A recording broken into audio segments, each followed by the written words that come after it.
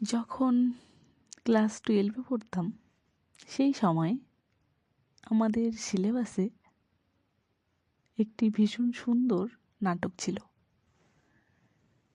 কবি শম্ভু মিত্রের একটি নাটক বিভা।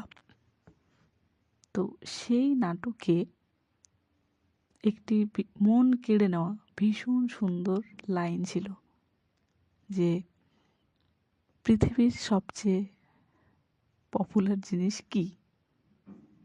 তার উত্তরে ছিল প্রেম।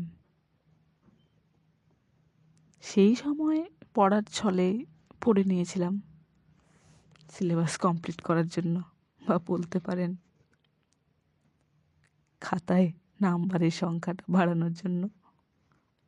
তবে আজ এই মুহূর্তে সেই লাইনের গভীরতাটা বেশ আন্দাজ করতে পারছি।